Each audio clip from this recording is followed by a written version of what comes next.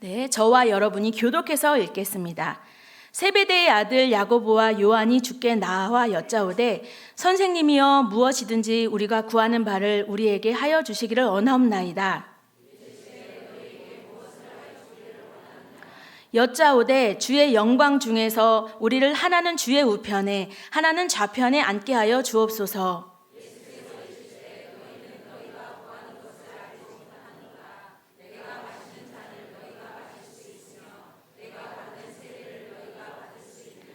그들이 말하되 할 수 있나이다. 예수께서 이르시되 너희는 내가 마시는 잔을 마시며 내가 받는 세례를 받으려니와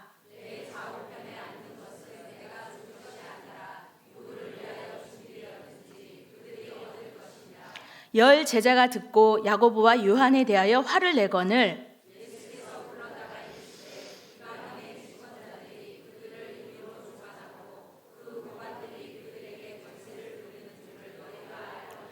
너희 중에는 그렇지 않을지니 너희 중에 누구든지 크고자 하는 자는 너희를 섬기는 자가 되고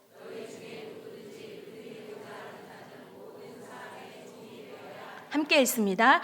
인자가 온 것은 섬김을 받으려 함이 아니라 도리어 섬기려 하고 자기 목숨을 많은 사람의 대속물로 주려 함이니라. 아멘. 제가 광양대강교회에 온 지 만 3년을 꽉 채우고 이제 4년이 되어 갑니다. 여기 계신 성도님들과 오후 찬양 예배 때 이렇게 말씀을 전하며 만난 것은 3번째인데요. 성도님들께서는 제가 교회에서 무슨 일을 하는 사람인지 아시는지요? 오늘은 제가 대광교회에서 무엇 하는 사람인지 소개하려고 합니다. 먼저는 저는 교육부서인 전학년부에서 말씀과 목양으로 섬기는 사람입니다. 전학년부는 오전 9시 예배 때 유치부 아이들부터 초등학교 6학년까지 아이들이 모여 함께 예배하는 부서입니다. 보통은 부모님들이 봉사를 하시기 때문에 9시 예배를 드리기 때문에 부모님들을 따라오는 아이들이 대부분입니다. 아이들이 주일날 늦잠을 자고 싶을 수도 있을 텐데 부모님들의 신앙의 권유를 따라 일찍 나오는 것을 보면 신통방통합니다. 이렇게 온 아이들은 예배 전 게임을 하며 찬양을 하며 마음을 열고 예배를 드리고 반별 모임까지 하고 갑니다. 부모님을 따라서 온 친구도 있지만 전도되어서 온 친구도 있고 개중에는 9시 전학년부 예배가 좋아서 온 친구도 있습니다. 저는 이렇게 어린이들을 섬기기도 하지만 어린이들을 섬기는 교사들을 섬기며 교사들과 동역하며 대강교회 교육부서 전학년부에서 말씀과 목양으로 섬기고 있습니다. 저는 대강교회에서 무엇 하는 사람인지 두 번째로 저희 교회 부설기관인 아로마 다문화센터에서 이주 여성들을 섬기는 사람입니다. 외국에서 한국으로 결혼하여 이주한 여성들에게 선생님이 되어서 한국어와 한국 문화를 알려주기도 하고 그들의 삶 속에서 함께 웃으며 친구가 되기도 하고 또 함께 울으며 언니가 되기도 합니다. 노래를 부르는 것을 좋아하는 이주 여성들의 요구로 가끔은 아로마센터 2층이 노래방이 되어서 멋진 가요들을 들으며 춤을 추기도 한답니다. 이들에게 제가 잘 아는 아리랑도 알려주고 또 뿐이고 라는 트로트도 가르쳐주면서 때로는 또 축복하는 찬양도 가르쳐주면서 아리랑 선생님으로 불리우고 있습니다. 광양시에서 하는 다문화 센터도 있어서 이주 여성들은 그곳에 가서 체계적으로 한국어도 배울 수 있고 국적을 취득할 수도 있는데 굳이 아로마 센터로 오는 것은 선생님들과의 관계 속에서 교사 학생으로서 가르치고 배우는 것을 넘어서서 선생님들의 사랑을 느끼기에 오는 것 같습니다. 한국어 수업이 끝나면 엄마 같은 권사님들이 차려주시는 맛있는 집밥을 먹고 집으로 돌아갑니다. 저는 이렇게 이주 여성들을 섬기기도 하지만 이주 여성을 섬기는 교사들을 섬기며 또 교사들과 동역하며 아로마 다문화 센터에서 아리랑 선생님으로 불리고 있습니다. 또 저는 대강교회에서 무엇 하는 사람인지요. 세 번째로 하나님을 사물놀이 악기로 찬양하기 위해 사물놀이 아쿠아에서 장구도 치고 북도 치며 찬양도 부르며 아쿠아를 섬기는 사람입니다.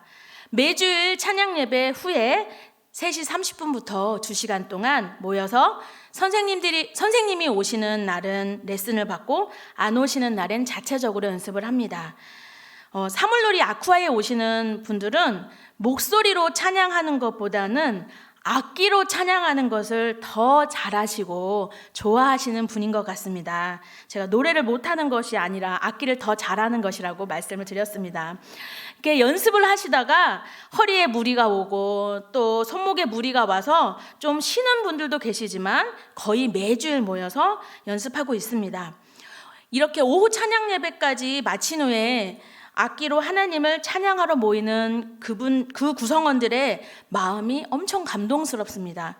저도 교육자 모임을 마치고는 몸이 때로는 녹초가 되지만 사물 모임에 합류해서 함께 악기로 연주하며 호흡을 맞추고 있습니다. 저는 이렇게 사물놀이 아쿠아에서 악기로 찬양하고 함께함으로 섬기고 있는 사람입니다. 이 외에도 저의 달란트가 필요한 곳에 불러주시면 달란트로 섬기는 사람입니다.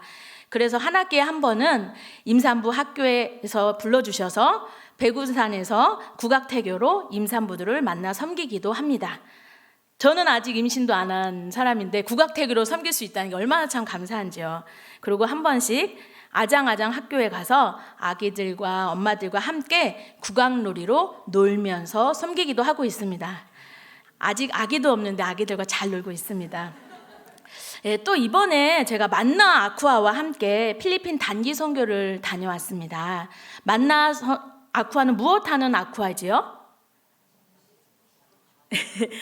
목사님들이 성도들의 영의 양식을 책임진다면 만나 아쿠아 권사님들은 성도들의 유혹의 양식을 책임져 주시는 분들입니다. 이분들의 달란트는 당연히 맛있게 요리함으로 성도들을 섬기는 것이겠죠. 그런데 이번에 선교에 가서 요리를 할 줄 알았습니다.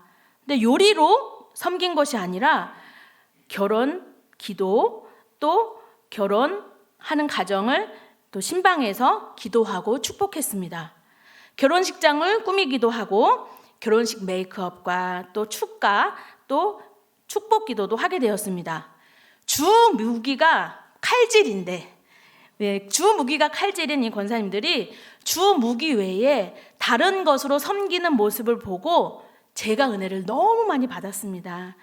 그분들 안에 그런 달란트들이 있는지 몰랐습니다. 아예 못한다 했지 막상 해보니 꽃꽂이도 하시고 신부 들러리도 하시고 면사포도 씌워주시고 또 축복송을 축가로 부르기도 하였습니다. 하나님의 선교에 쓰임받을 때 제일 잘하는 기능이 아니라 자기 안에 숨겨져 있는 다른 달란트로 섬길 수 있는 것을 발견하고는 정말 감동스러웠습니다.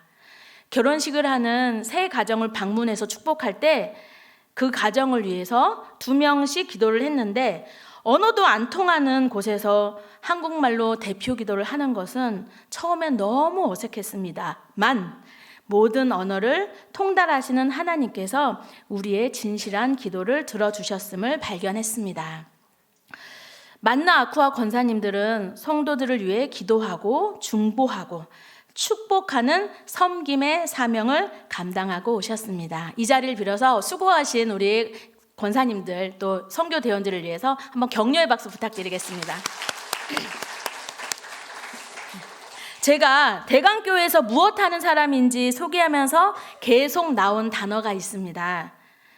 제가 저를 전학년부 전도사라고 직분을 이야기하지 않고 무엇을 하는 사람이라고 했습니다. 저는 교회에서 전도사라는 호칭으로 불리지만 하는 사역으로 존재합니다. 어린 영혼들과 교사를 섬기는 자로, 또 다문화 이주 여성들과 교사들을 섬기는 자로, 사물 아쿠아에서 찬양하며 섬기는 자로 존재합니다. 선교 현장에서도 현지 성도들을 섬기는 자로 사역하며 동역하며 섬기는 자로 존재했습니다. 제가 이곳에서 전도사로 존재하는 이유는 영혼들을 여러 가지 모습으로 섬기기 위해서입니다. 영혼들을 섬기지 않고 전도사라는 타이틀로만 있다면, 무늬만 있을 뿐 아무 영향력 없는 사람이 될 것입니다. 예수님께서는 이 땅에, 이 세상을 섬기러 오셨습니다. 섬김을 받기에 마땅한 분이신데 자기 자신을 많은 사람의 대속물로 주며 섬기기 위해서 오신 분이 예수님이십니다. 오늘 본문에서 요한과 야고보 형제는 예수님의 가까이에 있는 제자였습니다. 어느 날 예수님께 간청을 합니다. 앞으로 올 왕국에서 높은 자리를 달라며 야망을 내비칩니다.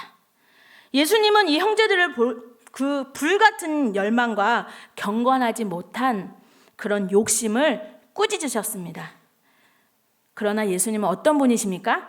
이들을 3년간 훈련시키시고 폭풍 같은 성격을 잠재우셨으며 조용하게 변화시켜서 예수님을 따라 섬김의 삶을 살 수 있도록 이끌어 주셨습니다.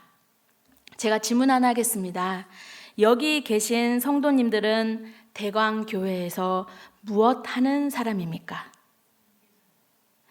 집사, 권사, 장로라는 직분으로만 존재하는 것이 아니라 교회에서 어떤 섬김의 사역이든지 섬김을 통해 예수님의 섬김을 본받아 행하시는 분들이 되시기를 축복합니다. 오늘 말씀의 제목 한번 보시겠어요? 오늘 말씀의 제목은 나 때는 섬김입니다. 네, 혹시 최근 유행했던 말이 있는데 라떼는 말이야 라는 말을 아십니까? 예, 이 멘트를 오늘 말씀에 빗대어 말씀 제목으로 잡아봤습니다. 혹시 무슨 말인지 잘 모르시는 분들이 계실 것 같아서 얘기하자면, 커피집에 가면은 카페라떼, 녹차라떼, 딸기라떼 등 우유를 넣어서 만든 음료를 라떼라고 합니다. 그 라떼가 우유라는 거거든요. 근데 그 라떼가 나 때는 말이야 라고 하면서 세상 속에서 꼰대 어른들을 그 말투를 희화한 멘트가 이 말입니다. 예전엔 말이야, 나 때는 말이야, 교회에 와서 참 열심히 일했는데 요즘 젊은 애들은 나 때만큼 교회에 대한 열정이 없는 것 같아. 나 때는 말이야, 돈이 없어서 한 끼 먹기도 힘들었는데 요즘 애들은 곧 죽어도 카페에서 라떼를 먹더라고. 나 때는 말이야, 나 때는 말이야. 예, 저도 그런데 어느덧 나 때는 말이야 라는 말을 쓰고 있더라고요. 나 청년 때는 말이야, 나 어렸을 때는 말이야. 근데 그 나 때를 생각해 보니 교회에서 권사님들이 그렇게 예뻐해 주시고 격려해 주셨던 것이 기억납니다. 교회 권사님들이, 저희 부모님이 교회를 다니다가 실족하셔서 안 다니셨던 때가 있는데 부모님들의 안부를 물어봐 주셨던 것이 기억이 납니다. 그리고 제가 청년 때 선교를 가는데 아직도 기억이 나는데, 선교 갔다 왔다고, 수고했다고 빕스에 가서 맛있는 음식을 사줬던 것이 기억이 납니다.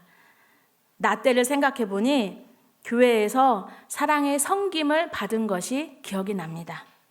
나 때를 생각해 보니 분명 안 좋은 기억도 있을 텐데, 그 기억도 기억나야 할 텐데, 지금 나 때를 생각해 보니 섬김만이 생각납니다. 마가복음 10장 45절에 보면, 인자가 온 것은 섬김을 받으려 함이 아니요 도리어 섬기려 하고 자기 목숨을 많은 사람의 대속물로 주려 함이니라 라고 말씀하고 있습니다. 2000년 전에 예수님의 이 말씀을 오늘날의 표현으로 바꾸면 나 때는 말이야, 나 때는 섬김이었어 라고 말씀하시는 것 같지 않으십니까? 근데 그 예수님의 말씀이 꼰대처럼 들리지 않고 예수님의 그 때, 예수님의 그 나 때를 따라가고 싶은 마음이 듭니다.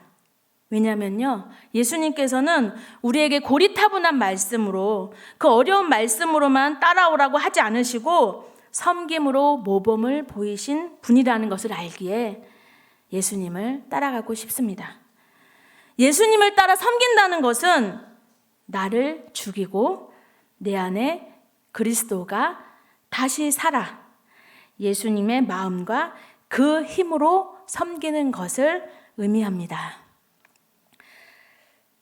오늘 말씀을 마치려고 합니다. 빨리 달려왔죠? 네. 오늘 나 때는 섬김을 기억하면서 2020년 대강교회에서 무엇 하는 사람으로 있을지 결단하시기 바랍니다. 예수님처럼 섬김의 삶을 살기로 다짐하시는 여러분들이 되시기를 예수님의 이름으로 축복합니다.